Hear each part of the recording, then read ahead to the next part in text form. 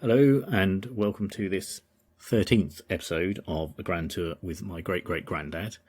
I'm Ed Hill, and this podcast is dedicated to the journals of my great-great-grandfather William Mowbray Scott that were written way back in the 1840s. So I'd just like to say at this point I thought that seeing as people might be new to listening to the podcast, anyone who's not heard it before and this is the first episode they're going to listen to, if you're interested in listening to the previous episodes, you might want to listen to the first one called An Introduction to the Grand Tour, which explains a bit further about how the journals have been passed down my family, how they got to where they are today, and sort of basically explains why I ended up doing this podcast. Because I should mention, these journals have never been published anywhere else before. They've just been in my family, so they're the only people that know about them. So when I'm reading them, this is literally the first time that they're being heard by a wider audience other than just my family. So yeah, you can listen to the introduction again, and it'll explain them a bit like that. And you might, hopefully, you'll like to listen to then the first episode after that, which is the beginning of the journey, and accompany William on his travels through Europe, and eventually we'll get to Mexico. It's a long way off at the moment, I have to say, but we will hopefully get there. I hope so. Apparently there have been a few more listeners, according to my data, that I get to see how many people are listening to this podcast. I must admit, even I was rather suspicious of the huge spike in listeners that there suddenly seemed to be, and contacted them and said, I'm sure this cannot be right. There must be some sort of bot that's downloading it. And sure enough, there is. But if by chance any of you, I think it's some problem with Samsung phones particularly, but if you've ended up listening to my podcast by accident because your Samsung phone has decided of its own will to download it, then welcome, and please listen and tell all your friends. But yeah, if you've suddenly ended up with a grand tour with my great-great-granddad on your Samsung phone, that's more than likely why. Do listen to it. Hope you enjoy it. And catch up on all the previous editions. They're available on all good podcasting platforms: iTunes, Amazon Music, Spotify, Deezer, TuneIn, blah, blah, blah, blah, blah, blah, blah. All those ones. Good Pod is a new one, I think, that's on there. Pretty well any platform. Podbay, I think, is on Podbean. Pretty well on all the podcast platforms there, so do listen to it. I was just going to say that at this point in the journals, William is now in northern Italy, so he's gone over the Alps. He's still in the country of Piedmont and Savoy. And like the Savoy side is the Duchy of Savoy is almost like the French, what would be now the French side, and Piedmont is like the Italian side. But at this time, it's one small unified country under the kingdom, or under the rule of the Kingdom of Sardinia and the Kings of Savoy. So, as I mentioned before, Italy this time isn't unified, and particularly in the north region of Italy, there's various states.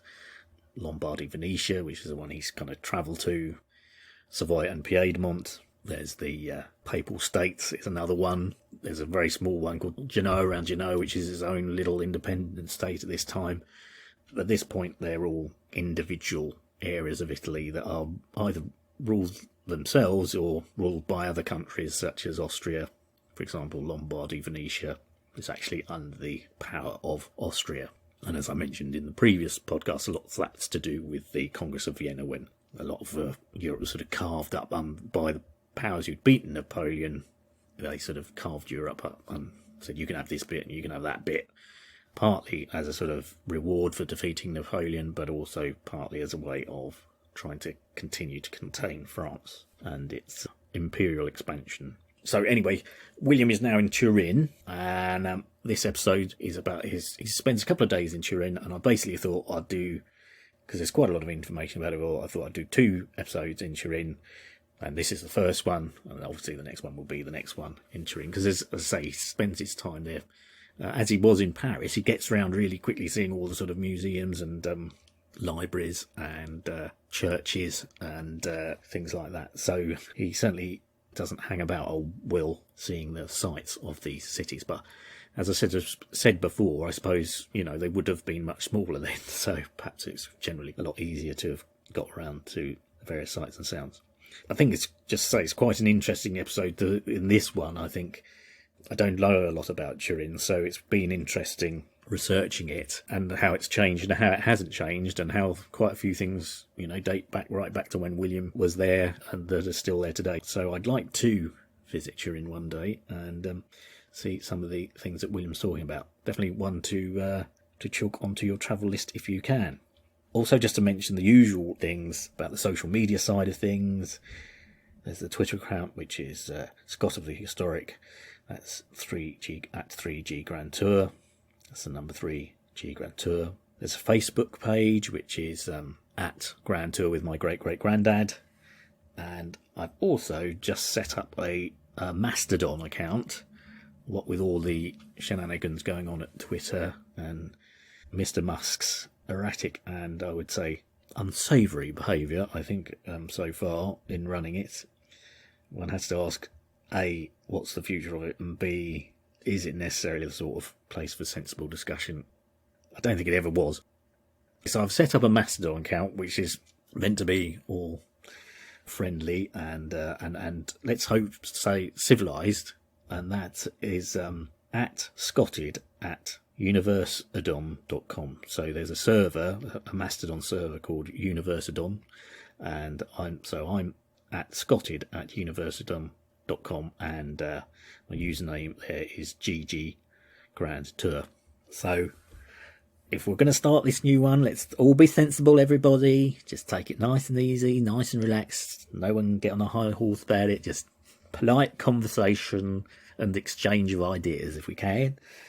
Let's not all get too excited. Don't get too excited. And just have nice, polite conversation on there, and that would be good. And actually, as I was saying, maybe we should all take out a leaf out of William's book and talk to each other in the nice, polite way that mid-Victorian gentlemen seem to have talked to one another. So, in fact, I was thinking I might actually set up my own Mastodon server and insist that anyone who joins has got to converse in kind of Victorian-style language, as if they just stepped out of Dickens' novel. And hopefully that might rub off and make it much more civilised and friendly and certainly polite between each other than the usual things we get on social media. As I say, I have to say, I'm generally new to social media, really, and the main reason I'm doing it is because of the podcast. So it's a bit cynical like that, unfortunately, but because, quite frankly, I wouldn't really... Well, it has its plus and minuses, and I don't really engage in social media that much on a personal level, but I hope, certainly in terms of the podcast, it'd be lovely to hear from people. And so through all those things I've mentioned, like the Twitter thing and the Facebook page and stuff like that, and the new Mastodon account, it is really, really nice when I do occasionally get the odd comment or the odd friendly question or whatever, so please do that if you want to. I think that's really about it, all I've got to say now. I think I've whittled on, and I don't want to go on too far, as I didn't want to cram too much into this episode. I thought it'd be sensible to do the first day and the second day with William in Turin. So I do hope you enjoy listening to this next episode and some of the interesting things that he encounters. I must say, in this section, I thought, interestingly written bit. I don't know what it was. Something about the style of language he was writing here seemed to have, I suppose it may well be because he's writing more and more that he's kind of getting a little bit more, shall we say, not exactly fluent, but maybe a more individual style is emerging in the way he writes about things, I think would be the way I'd put it. So I don't know whether you'll notice that, but it's something I've just noticed listening back to it this time. Anyway, hope you enjoy.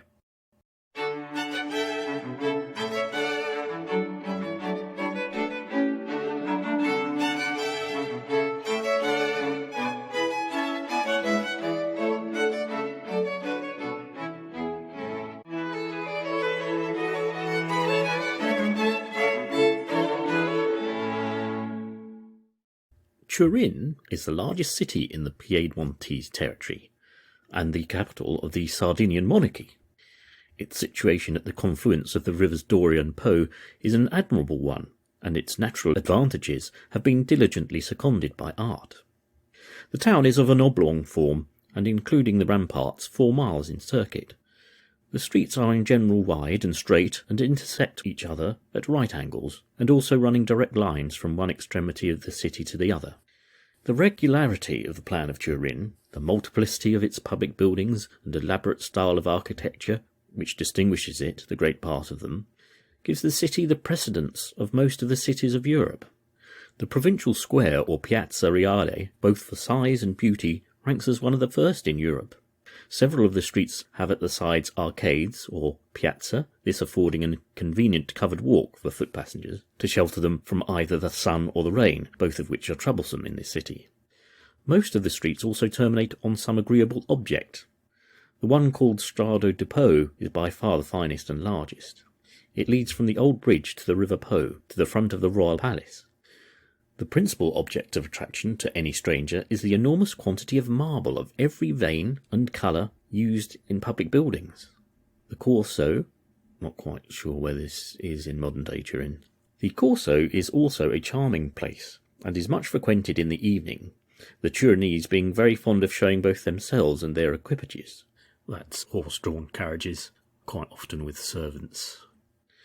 The palace has fine gardens, which are used as public walks, and command fine prospects. There are also fine walks on the ramparts, where you see a beautiful range of hills rising on one side of the river, and on the other a plain strewed with villas and gardens extending to the base of the Alps. The city is much more imposing at first entrance than either Paris or Lyon. From the breadth and cleanliness of the streets, and the uniformity of the houses, there is something also, and to an Englishman especially, that tells you are in a new region, the appearance of the population. But the most striking object, as at Susa, were priests, monks and soldiers, all of whom literally swarm at Turin. The dress and figures of the Piedmontese officers are handsome, and the large flapped hats and the long flowing cassocks and cloaks of the priests and the monks, together with their confident air, told me at once that they are not the despised and neglected order as I had seen them in France. The cathedral is dedicated to the Virgin. It is a superb Gothic building, and the following morning, after my arrival, I attended the service of High Mass for the first time on the continent. The splendours attending the cathedral service, the dim light of stained windows strangely contrasting with the blaze of numberless tapers on the altar, the magnificent cross and sacred vessels, the long train of priests and choristers, the intoxicating effect and overwhelming sweetness of the incense, and the inexpressible sweetness of the music, consisting of the soft breathings of the organ and wind instruments, now lingering, as it were, upon every column and monument, now rushing to the remotest part of the edifice.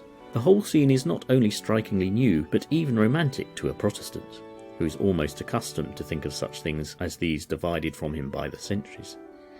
To see also penitents kneeling on the steps of the churches, and votaries offering up their supplications before pictures of the Virgin at the corners of the streets, to notice inscriptions also over the doors of the churches. Quotes here, "Plenary indulgence and pray for the soul of Francesco Costani," was sufficient to make you think indeed that you had gone back at least 2 centuries.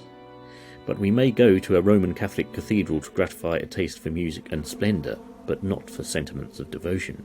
The choir and the chanting, the military band and the opera singers, the banners and trophied ornaments, the decorated altars and splendid paintings, the voluptuous portraits of the beautiful Magdalene and handsome St. Sebastian are more likely to lead the mind astray than lift up the heart to the great Creator.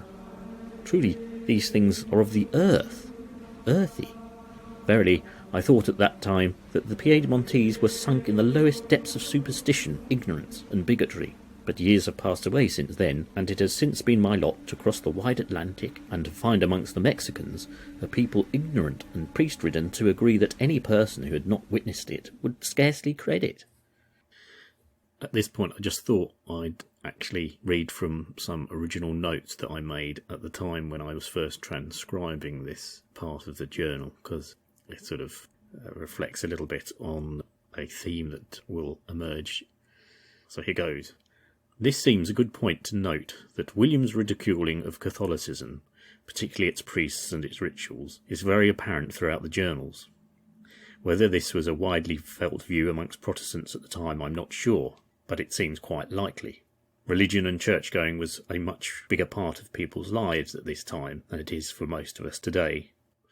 From my modern, more secular view, it's difficult to sympathise or empathise with these attitudes. It is ironic that William often refers to Catholicism's bigotry, consequently at the same time displaying his own. So, there you are. Sort of summed it up a little bit. I did say earlier, didn't I, in a previous podcast, that I wasn't quite sure of William's background, but of course he does overtly say from a Protestant point of view. So that quote that I've made at the time, or that note that I made at the time, sort of sums it up, really. It's very hard to go back in time and see or know quite on a day-to-day basis at that moment, or just in William's character, quite how bigoted. Well, we get a good idea of how bigoted he is against Catholicism.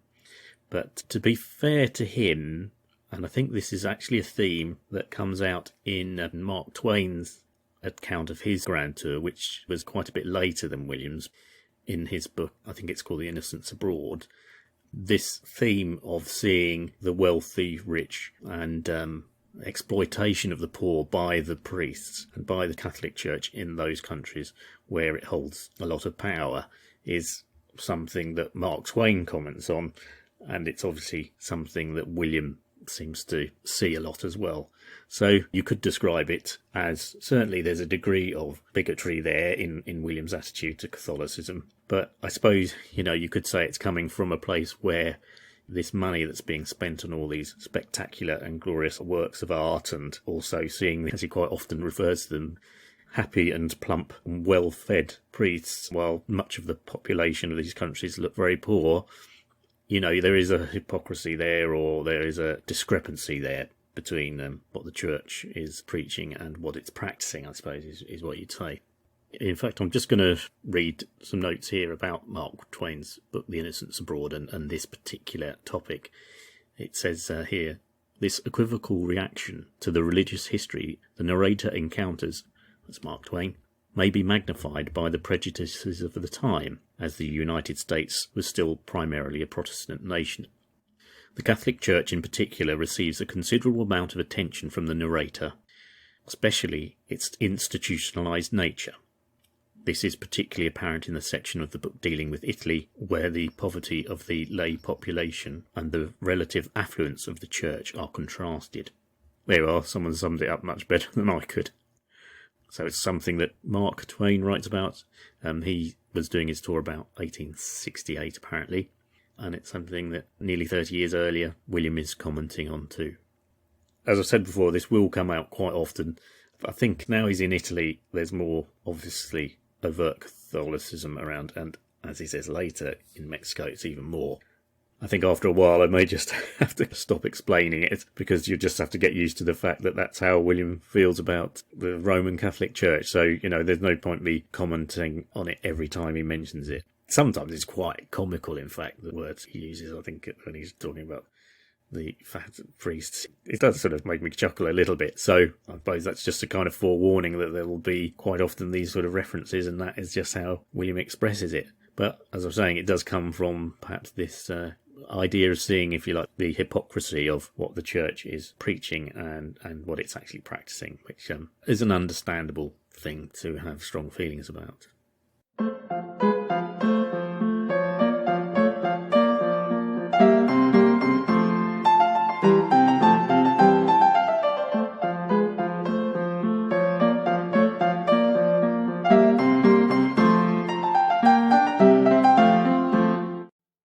But it is time I should notice those other places of Turin that I was fortunate enough to visit. And first, the Royal Palace. This consists of two magnificent structures joined by a gallery. The architecture is rather heavy, and it certainly pleased me less than any other public building in Turin. But the chief point of attraction is its collection of pictures, especially those of the Flemish and Dutch schools.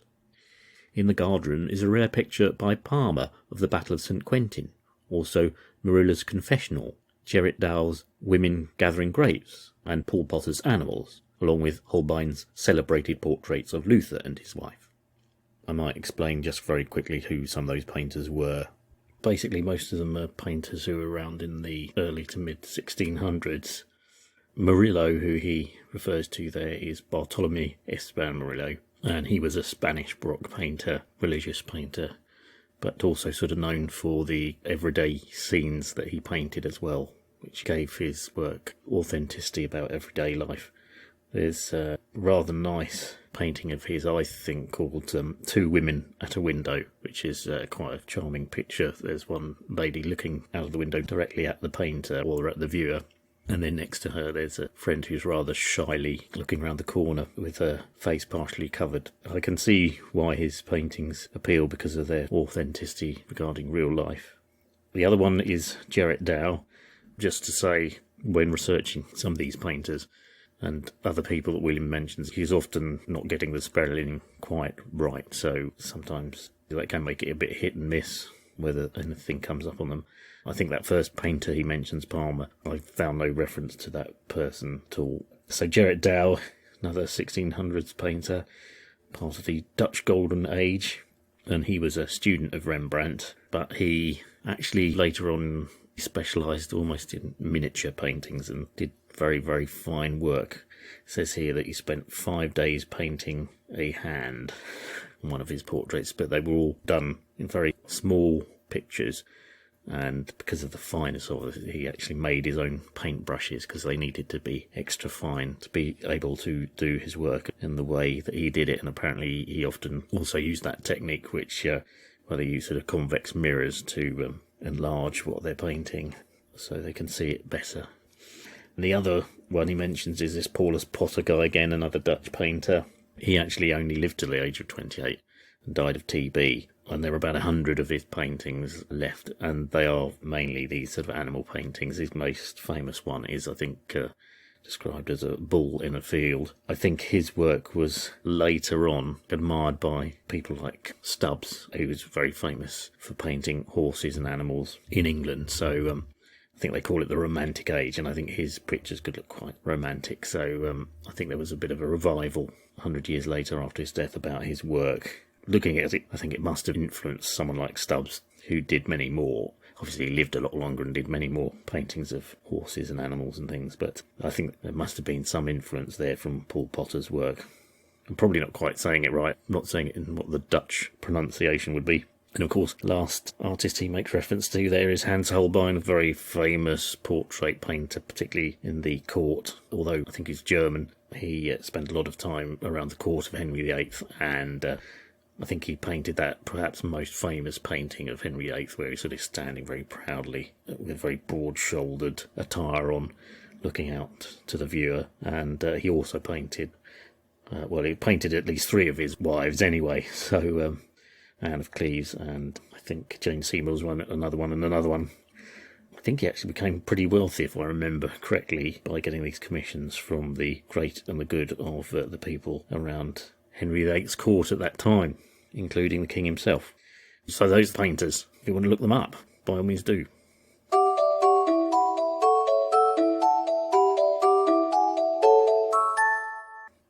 The Hall of Museum of Ancient Armour, formed by the King, Charles Albert, afforded me the highest gratification of anything I saw. It is rich, well arranged, and very effective. The University of Turin is a magnificent and celebrated building. The number of students at that time amounted to more than 2,000, and among the professors have been reckoned some of the most learned men of Europe.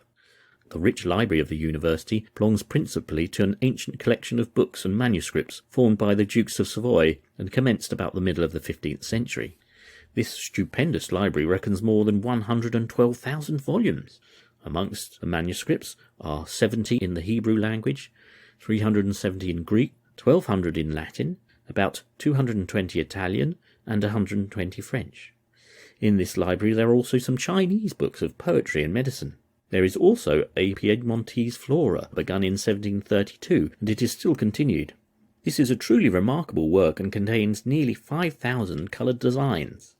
The Museum of Antiquities was formed about 1780 and contains a few remarkable specimens, among them the most excellent of which are Greek marble, a Cupid sleeping on a lion's skin, a bust of Seneca, and a marble bust of the Emperor Julian and another of Vespasian, the wonderful mosaic of Orpheus found near Cagliari, and equal to the best in Rome for the beauty of the wild and tame animals represented in it. There is also a bronze statue of Minerva, one of the most remarkable known on account of the delicacy of its execution. The medal room is allowed to be the richest in Europe, containing not less than 30,000 specimens. The Royal Academy of Science was commenced in 1759 and is rendered particularly illustrious from the labours of the celebrated Lagrange. It consists of 2 departments, the first devoted to mathematical and physical science, the second to moral sciences, history and philosophy. The Royal Military Academy and the Academy of Fine Arts also deserve notice. The Piedmontese are more expert in science, war and trade than in the fine arts, so that they have generally been deemed inferior to other Italians in this respect. Notwithstanding, they are situated in the midst of scenery which ought to at least produce good landscape painters. The Egyptian Museum is not to be surpassed by any other, yet at the same time its valuable treasures are by no means well arranged. In the courtyard stands the stone statue of Ozymandias. It is more than 15 feet in height and weighs 18,750 pounds. It is railed round with iron palisades. There are some other admirable statues of Egyptian kings, viz. that of Amenophis II, Thosmosis II, and that of Ramesses VI, the great Sesostris, which is in black basalt with white spots. He is seated in a throne in military dress and holds a sceptre in his hand. The expression of countenance in this celebrated statue is mild but noble. The hands are perfect, the figure good, and the feet, which are generally neglected in Egyptian statues, are of good proportions. The remaining statues and bas-reliefs are very interesting, and the implements of agriculture and other articles in common use among that remarkable nation are curious and valuable. Okay, I'm going to stop here. I advisedly use the word briefly, just to say a little bit about a couple of the museums that William is discussing here. Primarily, I'm going to talk about the Museum of Antiquities and the Egyptian Museum.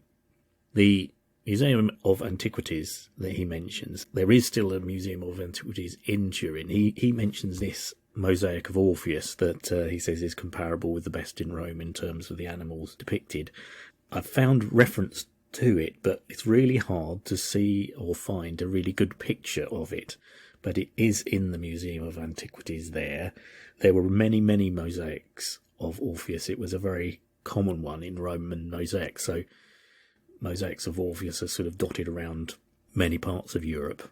But as I say, he mentions this one. I'd like, if I could, see a good picture of it, but I've searched and searched and searched, and although I've found reference to it being in this Museum of Antiquities in Turin, it's really hard to find a good picture. I've seen one where you can sort of vaguely see a bit of a corner of it in the picture, but no, just pictures just of the image itself. So it's very hard to tell how well created the animals are on it. But anyway, if you ever happen to go to Turin, why not pop into the Museum of Antiquities and have a look for yourself? The other thing I didn't realise, he mentions this Egyptian museum, Museo Egizio.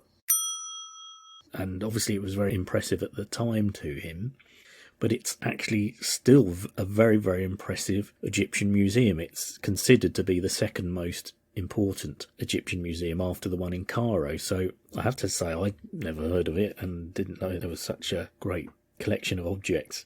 Apparently there's more than 37,000 items in there now. Obviously at the time William was visiting, it was nowhere near as many items as that, and it seems there were various collections of Egyptian things being acquired in Piedmont at the time, or in Turin, but it seems around about 1824, which is a few years before William's there, about 20 years before, it was King Charles Felix who got 100 Egyptian statues, and that seems to be the sort of beginning of this museum. And then obviously the collection was added to as time went by to what it is today. I'd certainly like to go and visit it. It sounds very impressive. I think apparently it still gets more than 800,000 visitors a year to it these days. And it's actually in the original building. So that's probably the building that William was walking around, although I'm not quite sure. They said at one time the Museum of Antiquities and the Museum of Egyptian Items were together, and then separated. So maybe the bit that William's looking at is just a sort of adjoining bit to the Museum of Antiquities. Just to mention that this statue that he talks about, particularly of Ramesses, well, he mentions too, Ramesses the Sixth, he calls him, and the Great Sesostris. I mean, fair play to William. There's two things probably going on here. Obviously, there's been a lot more extensive research done in subsequent times into the history of all these objects. So probably what William is looking at and maybe being informed on at the time is what they or their best guess of who these people were and who these statues represented at that time. So he may be just relaying that, or, he's just going from memory and getting it a bit wrong, which is fair enough as well, because the particular statue he's looking... Well, firstly, I should say who the Great Sesostris was. The Great Sesostris is almost like a mythical Egyptian king. Could almost say a bit like King Arthur. He's supposed to have conquered great parts of Europe when he was in power, but there's no one king of Egypt or pharaoh who they think it was. There's maybe 2, 3 that he's the legend is based on. And one of them is Ramesses II. Now, William makes this reference to Ramesses VI and then describes this statue being in black basalt and how the feet and hands are very well executed and so forth, and how it's got a sceptre, that he's carrying a sceptre in his hand. Now, I'm pretty certain there's a picture of this statue that he's discussing. It's actually Ramesses II, not Ramesses VI. So whether at the time it was erroneously marked or whether that's just William trying to go from his memory, it's thought Ramesses II was also a very, very great king. There's more actual evidence of his success and empire building around Egypt and parts of Europe than there is of Sesostris. Sesostris dates back to a prior time, and there's, as I say, he's almost like a combined legendary figure. Ramesses II definitely did exist, and it's partly thought that Sesostris is, you can see where the confusion comes. Two great kings, and their achievements are very similar, and at the time archaeological research was in its infancy, so how much they actually knew and how much evidence of things of who these statues were representing at the time William's there, remember this is 180 years ago, is obviously going to have changed in that time. But this description of the statue is rather nice, I think. And interestingly, he's wearing rather different headgear from the normal type that you'd associate with pharaohs, with Tutankhamun and stuff. He's got it's more like a hat on his head. It's like a bishop's hat on his head than the thing hanging down by the side of his head. And he has got this sceptre, and he's sitting there looking very stern, but as I can't remember now what the phrase William uses for his countenance, but anyway, yes, a kind of calm countenance on his face. And I'm pretty certain this is the one that William's seeing at the time, and it's the one that's still there if you go to the Turin Museum. This big statue of Ozymandias that's 15 foot high and weighs an awful lot and stuff, it's meant to be in the courtyard. I can't see any pictures of that. Whether it was taken inside, I don't know. It's very hard to know. Maybe it was returned to Egypt. Of course, that's quite a possibility as well. So I don't know. I can't see any modern day pictures of that one that he describes, but certainly this one of Ramesses II, I'm pretty certain that's the one that William is calling Ramesses VI, because the similarities from what he's describing and looking at the pictures of it look very, very similar. But though it's quite amazing to think that this really is a tremendous collection of Egyptian stuff that dates way back and is still the second most important collection of stuff after Egypt itself and the Museum of Cairo itself in Italy. So if you're ever there in Turin, that certainly would seem like a good place to spend your time now, as indeed it was in William's time back in 1840. Just to mention, Ramesses II, they found his mummy, because apparently they think he lived to the age of 90, which is incredible for someone of that time. And, it says he outlived all his wives and a lot of his children.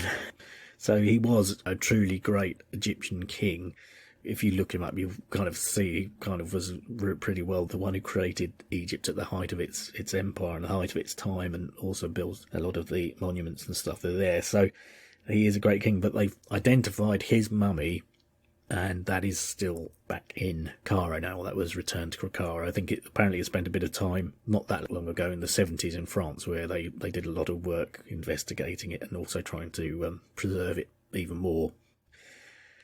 They sometimes say they think he might have had red hair, although originally had red hair. I mean, by the time you're 90, he wouldn't have any colour. It must have been white hair. But anyway, he might have had red hair, and there's all sort of conjecture about his appearance. I mean, there's pictures of these mummies. I've got to say, I always find them rather unpleasant, really, these corpses with their rather gaunt expressions. And I'm not so keen to see those, really.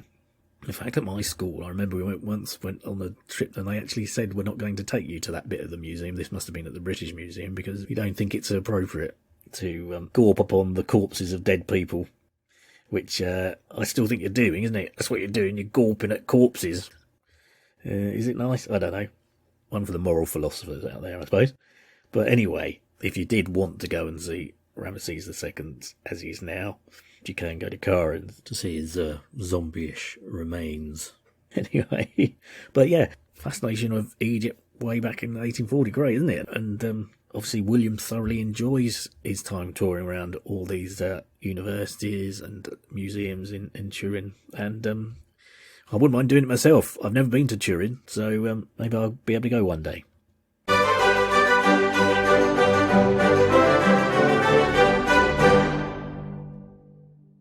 It would be utterly impossible for me to particularise the numerous churches and chapels there are in Turin, but I understand there was, besides the cathedral, 47 churches, 67 chapels, and a great many monasteries and nunneries.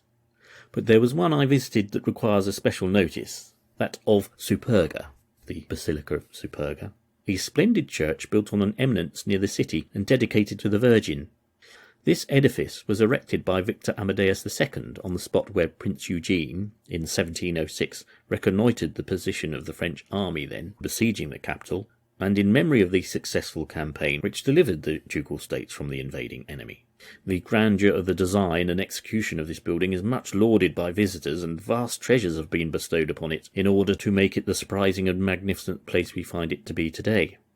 The eye is dazzled with the glories of its proud arcades, its superb cloisters and terraces, its marble columns and pavement. But still the mind turns away in dissatisfaction in reflecting on the bestowal of such enormous wealth on what certainly is nothing more than an object of curiosity. From the nature of the situation, the cost of conveying materials to build a church there must have been immense, all of them having to be carried on the backs of mules or raised by ropes, whilst the utility for any purpose of devotion was altogether overlooked, it merely affording an abiding place for those lazy drones who, under the pretence of retiring from the world, commit all sorts of wickedness and lead the most dissolute lives, preying and fattening on the already overburdened peasant and the keeping up of the reign of bigotry and terror. He's basically talking about Catholic monks here, rather than priests.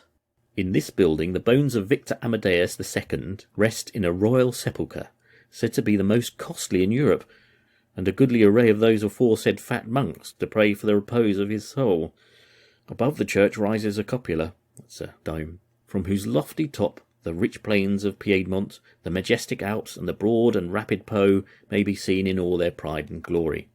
This memorial of his gratitude to the Virgin may be seen for leagues and leagues before that capital can be approached, which his valiant legions saved by their devoted heroism, and none can I think ascend the Superga without thinking of and speaking of Victor Amadeus II. But had he founded an institution like the Hôtel Dien at Lyon, or the Hôtel des Invalides in Paris, or the Hospital of Chelsea in Greenwich, his name would have been blessed by hundreds and thousands, when now it is mentioned only amongst those many vainglorious sovereigns who knew how to conquer their enemies, but not make their subjects happy. Men like him might try to outdo the works of nature. He may erect the most stupendous and costly monuments, but in most cases, as in this, they expose him to censure and reproach. The hill on which the Superga stands would have commanded the same extensive prospects without the aid of that aspiring dome. Its bold elevation would itself have remained posterity. Upon that height stood Eugene, Prince of Savoy, when his great mind comprehended at a glance the blunders of the French army and formed a plan for their defeat. But the Basilica of Victor Amadeus cannot be seen without raising emotions unfavourable to its founder. This place was like Louis le Grand's palace of Versailles. It was cemented with the blood and washed tears of his people. He kept his vow to the Virgin, but thousands must have been wrung from his subjects to enable him to do so. But he knew not how to abide by the promises of protection and good government that he made them in the hour of peril, although they were drawn from him by services and sacrifices which deserved the amplest recompense. Right, so I thought I'd better say a little bit about this Basilica of Superga that William's talking about here. It is this very grand church overlooking Turin on a high hill. I actually think it's a slightly strange building of sort of two halves, because it does at the front of it have this extremely grand Baroque style architecture with a huge dome, huge portico, big bell towers. But that's very much the front elevation of the building. And then behind it, attached to the back, is, I don't know, a very sort of just plain square looking building of a couple of stories. It's obviously, is grand as you approach it, but from behind I would say it looks rather plain and nondescript. So as a whole, I think it's a rather, well, as I say, it's a building of two halves with a very grand front and entrance, but not so spectacular rear part. Just to say, this reference that William's making to this sort of legend of how it was built, it is to do with Victor Amadeus. Basically, he's up there. Basically, Turin was being sieged during the whole War of the Spanish Succession. I won't go into too much depth about all that. Basically, there's a lot of wrangling, I suppose, amongst monarchs in that part of Europe at the time, including Spain, as to who's getting control over territory and stuff. And this also includes France. And so it's what's called the Siege of Turin, and then the Battle of Turin is the kind of denouement of that whole incident. But basically, Victor Amadeus goes to the top of the hill there that overlooks Turin to look, and then with his friend and very successful assistant campaigner, the Prince of Carignan, Eugene of Savoy, he's called. He was actually a very successful military campaigner in Europe for many years, in the Spanish War of Succession, but other ongoing conflicts as well. So anyway, they're looking over this hill, looking down upon where the French are all camped out, trying to siege Turin and making plans as to how they're going to defeat them. And this is the story that Victor Amadeus swore that if they won, he would build a great monument to the Virgin Mary, and at that spot. And of course, that's where the basilica gets built after they were successful at defeating the French. So that's a story that William's alluding to. This all happens in the sort of early 1700s, basically. And I suppose you've got William's point about him sort of spending the money and wasting the money on it. It became the burial place for the kings of Savoy or the kings of Sardinia. I think a couple of Italian kings are buried there as well. But obviously William isn't really impressed by this monument to grandeur and to victory. And as he says, perhaps the money would have been better spent by the king helping his soldiers, in a institution like, as he references there, the Chelsea Hospital in London. Now, a bit of an adjunct to this story of this building, I just thought it was quite interesting from a British, I suppose, point of view, is that in 1949 it was also the site of what was known as the Superga air disaster of Gran Torino. Now, Gran Torino were like the best football team in Italy at the time, and they'd won numerous league cups and league titles. I think they'd won about 5 in a row or something, and there were many of the Gran Torino side were actually also in the Italian national side as well. So anyway, they were coming back from a match against Lisbon with SL Benfica, and it was just a friendly actually, which is a sad thing, I suppose you could say. They were in this Fiat plane, passenger plane, 3-engined propped plane of that era of that time. You've seen pictures of them. So anyway, not quite sure what happened. It was bad weather. think the pilots got a bit disorientated as to how high or low they were coming down into Turin. Some thought that their instruments might have been faulty as well. And sadly, they crashed into the back of the Superga. Well, sort of into the hill just below the actual building. They didn't quite hit the actual Superga itself, although, I was looking at the pictures, they must have... Well, they hit the bottom of it, and sadly everyone was killed, including journalists, the whole team. So in total, there were 31 people died during this crash. But it just struck me as being a little bit similar to what in Britain is known as the Munich air crash, when the Manchester United team, they were also called the Busby Babes, who were also a very successful team. They were on their way to winning their third title in a row. I mean, it was different circumstances. That plane crashed on takeoff. And not everyone was killed. About 20 people were killed and about 20 survived. But I think you could say, in terms of, let's say, the national psyche or the national empathy for a football team full of young football players and young men, there seems to be, there definitely are similar kind of crossovers there, or sentiments there, between what happened in the Superga air crash and what happened at the Munich air disaster, as it's called. I thought that it might just be of interest to particularly English listeners, and particularly Man United fans, that there was this similar thing that happened. I think they say that every year they still sort of mark the occasion of the crash at the Basilica Superga every year in Turin, so it's still marked to this day. Okay, I think I'm going to finish here for the moment. Seems a fairly good point to stop. William's still got a bit to talk about Turin, so but it seems a good point, and I think by the time I've edited this all together, then you'll be fed up with the sound of me. So, and I think it's quite a good place to stop here at this point of William's journey. So I think, if you like, he's done the first day in Turin, and the next one will be the next day in Turin. Okay, if you have been, thanks for listening.